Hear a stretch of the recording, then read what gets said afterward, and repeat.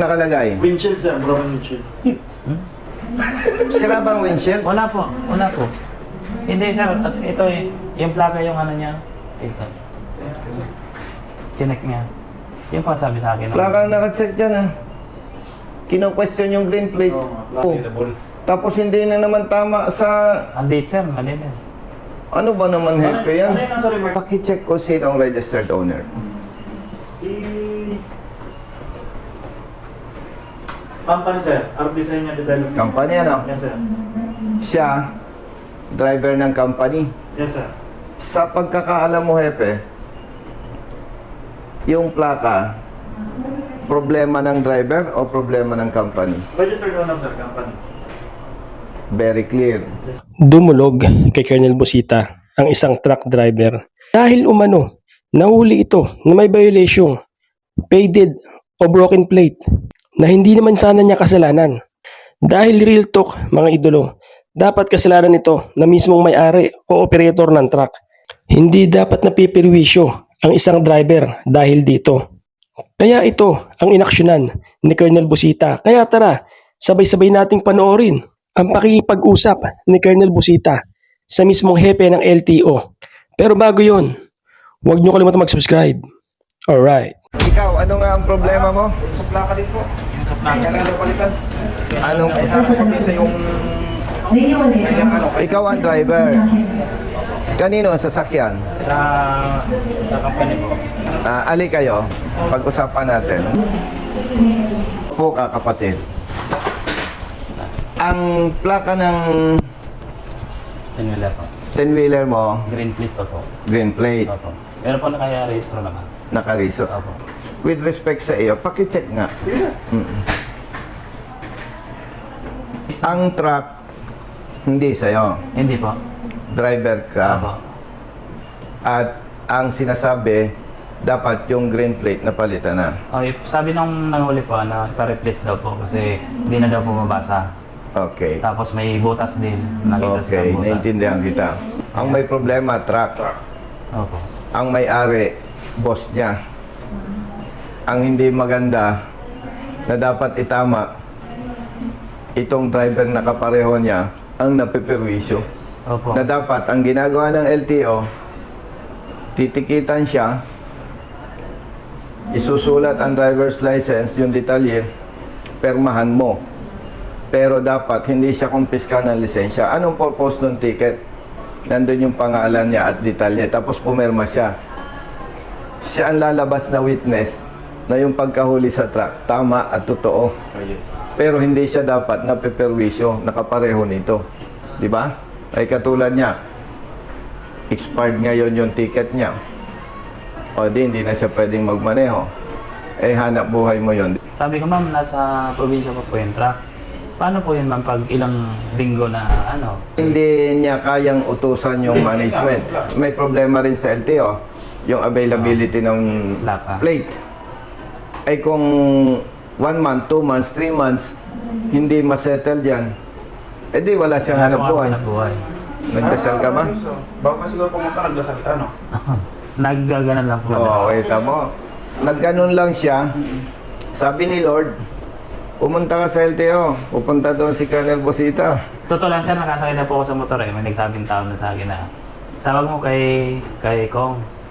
Tapos sabi niya, hindi nga, balik ka dito, nandito sila eh. Tamakbo ba ako?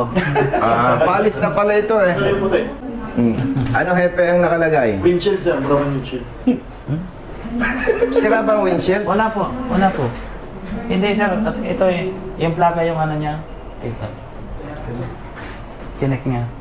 Yung pa sabi sa akin. Plakang nakacheck dyan ah. Kino-question yung green plate. Oo nga, plaka naka-check in. Opo. Oh. Tapos hindi na naman tama sa... Andit sir, mali din. Ano ba naman hepe Ano yan? yung nasa remark sir? Broken na ito, unreadable ano? MB plate sir. Oh. Anong nakalagay? Issued plate. Green. Paki-check ko sino ang registered owner.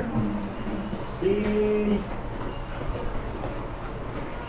Company sir, RB sa inyo development. Company ano? Yes sir. Siya, driver ng company. Yes sir. Sa pagkakaalam mo hepe, yung plaka, Problema ng driver o problema ng company? Registered owner, sir, company. Very clear. Yes, sir. Halimbawa at may problema nga sa plaka, hindi agad masettle yan. Yes, sir. Sa ngalan ng public service, anong magagawa natin para sa driver? Ito kasi yung kanyang picture doon sa plaka. Unreadable na, no? Oh, sige. Okay. Tama naman. Unreadable plate, dirty plate. Yes, sir. May violation talaga, di ba? Yes, sir. Ang tanong ko, ibabalik ko ulit yung tanong. Sa violation na to, sino ang responsible? Is it the driver or the owner? Actually, sir, first time. But ang ano talaga is driver kasi siya yung real time na nandun sa posisyon na yun. Ang ano lang dyan, sir, ay siyempre hindi naman niya pananagutan yun kasi dapat ini-apply na ni company, ni registered owner ng replacement ng plate. May tanong ako sa iyo. Unreadable, di ba? Yes, sir. Pwede natin sabing dilapidated. Kita naman eh. Ang tanong ko nga, sinong may responsibility doon? Driver, may-ari? Actually, sir, dapat registered owner. Yes. Ito yung dapat ma-correct ng bagong LTO chief. Kung ikaw ang boss niya, do you think kaya kanyang utusan? Boss, paayos mo na muna itong plaka. Kaya niyang gawin? Hindi. Hindi, sir. Okay. Number 2, nahuli ng LTO, dilapidated plate, unreadable plate, kinumpis ka ang lisensya niya. 3 days lang siya allowed magmaneho. Yes. Okay. Kung magsumbong siya sa boss niya, boss, nakaud yung aking lisensya eh, pakiayos niyo naman. Real talk. Do you think, Hepe, mariresolve yan ng madali lang sa parte ng may-ari at sa LTO? Hindi, di ba? Hindi rin, sir. Hindi rin. Oh. Okay, Ngayon, issue, sir, eh. malinaw na malinaw doon sa problemang yon, hindi problema ng driver. Kaya ang siguro mai-suggest natin sa LTO, sa kapareho niyan, okay lang mag-ticket, kopyahin ang detalye ng driver, papermahin ang driver, ibalik ang lisensya. Ano ang purpose? Para maging ebidensya yung ticket na yung truck na yon may violation sa plaka. Pero imumungkahin natin sa LTO chief, sa ganitong kaso, huwag namang kumpiskahan ng lisensya ang driver. Kasi kung 1 week, 1 month, 2 months bago na ayos, di ilang months siyang walang hanap buhay. Ngayon, nandyan na yung problema. You as the chief, malinaw naman sa'yo ang violation sa parte ng may-ari ng truck, yung company. Yes, sir. Paano natin mariresolve na hindi naman masakripisyo yung katulad niya? Hindi naman natin kino-question yung Yes, sir. sa violation. Yes, sir. Kasi totoo naman, Yes, sir. Totoo tama. ang ano lang doon, maklear itong driver at legally speaking, talaga Yes, sir. namang kahit saan makarating, walang magko-question sa iyo. Willing naman ang bayaran na. Hindi, babayaran na. Babayaran namin. Padala ng pambadyo may-ari. Ang issue lang daw po, hindi madala sa sasakyan. Di may multang 5,000 pesos. At totoo namang may violation, di ba? Yes, sir. So outrightly, pwede ninyong ma-release yung lisensya ng driver, ang naka-alarma lang yung sasakyan. I-advise mo sa company mo, tanggalin yung plaka, pumunta sa LTO, dala ang ORCR. Sir, mag-a-apply ako ng replacement ng plate na to. May babayaran doon. Pero dahil hindi agad kayang gawin ang plaka, mag-i-issue yung LTO, tatanggalin yung plaka, dala yung ORCR, pupunta sa LTO, sir, mag-apply po kami ng replacement ng plaka. Di magbabayad. At hindi naman kayang gawin agad ang plaka, di ba? Yes, sir. Mag-i-issue ang LTO office ng authority to use improvised plate. Gagawa lang ng plate, temporary plate, ilalagay doon yung plaka. Dala-dala lagi yung. Authorization. So, babayaran na niya ngayon yung multa, marirelease yung lisensya. Yes, sir. Ang naka-alarma, yung Plate number, sir. plate number, yung company, yung sasakyan. So, okay na. O, iwanan na kita. Thank you po, sir. Chief, 2 hits. Okay. Salamat. Oh, brother, ha? Nagbayad ka na, magbabayad pa lang. May baluit na, sir. Solve na, ha? Brother. Tawagan mo ako. Nag-text ako sa'yo, sir. Anong bang oras nyo? 8 to 5? 25, sir. Nakalagay na rin yung sa Dito sa sir. Ay, ganon. Brother, anong ginagawa niyo dito? Ikaw, miss, kumusta ka? Papalisensya? Stolen permit. Ikaw? Boss! Good morning. Paano po ako sa inyo, sir? Okay, thank you. Dito pala exit. Sama na kayo po. Anong lakad niyo dito, kuya? Ay, nagkumuha po ako ng license ko.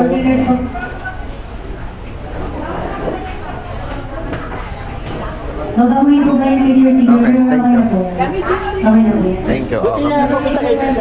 Kaya nandito ka. Baby, picture mo me. Okay. Thank you. Sabi mahirap ang buhay, bakit hindi naman namamayat? Nag-peso na tayo para build tayo kasi Di ba? Sarap magluto ang nanay mo. O ikaw, hindi ka rin namamayat, brother. Ito lang, Martin. Video kayo. Thank you. Thank you. Brother, ingat. Hindi ba? Oh, ito muna, bayad na to eh.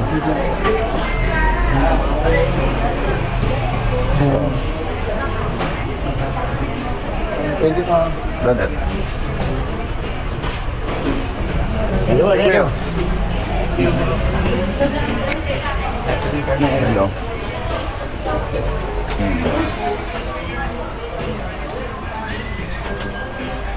Pinapasikatan ko si Hepe, bayad tong mga to eh. Sabi ko, paglabas ni Hepe, papapicture kayo, papasikatan ko eh. Thank you. Ingat lang. Let's go, brother. A few moments later. Bayad mo na, bayad. Bayad. Dito, dito. Oh. Isa-isa lang para malaking bayad. Lahat, lahat.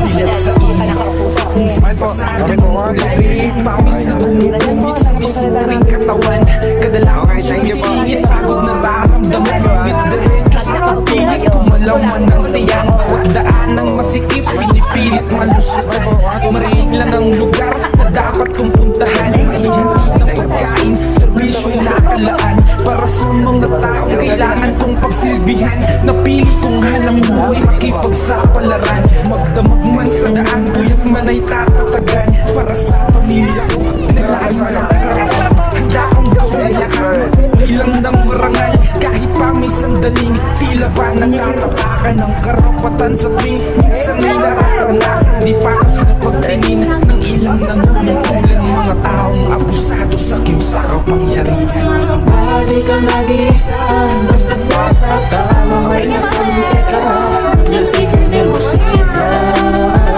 Diyan si Colonel Busita Di ka nag-iisa Basta't nasa tama may nakamit ka Diyan si Colonel Busita Diyan si Colonel Busita Thank you, thank you. May pagkakataon din na tila naaawi Mga tama na katwiran ay naiisang gabi Mga dapat ay napapalitan ng mga mali Dulot ay kalituhan kaya't laging nauuwi Pataw ng multa na may amang halaga Kakaimampot lang ang kita aagawin pa nila Perang dapat sa pagkain ng pamilya At ibawasan ang gastusin sa tahanan Minsa'y walang-wala pa ngayon Alam ko na kung sinong dapat takbuhan Sinong dapat kong tawagan na pwede kong sandalan Isang taong na kayang ipagtanggol ang sinuman Basta nasa tama ka, handa ka niya nakampihan Ipaglalaban ng karapatan bilang isang malayang mamamayan Sa bansang tinutulungan Ito'y munting panawagan sa kinauukulan Pakinggan mga hinaing wag pong Pag pinipilihan kumikit lang, masagalit mo para sa Hindi naman po Diyan si Colonel Busita Di ka nag-iisa Basta't nasa tama may kakamit ka Diyan si Colonel Busita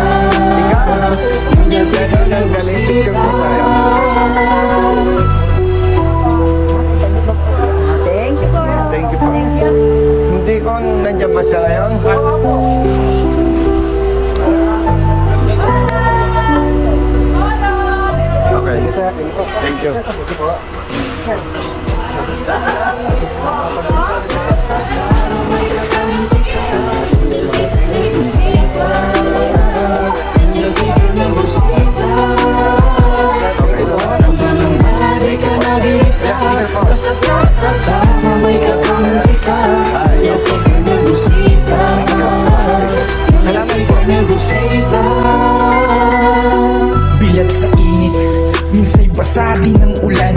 Pawis na gumuguhit sa mismo ring katawan. Kadalasang sumisingit, pagod nararamdaman. Ngunit diretso sa pagpihit, kumalaman ng tiyan. Bawat daan ng masikip, pinipilit malusutan.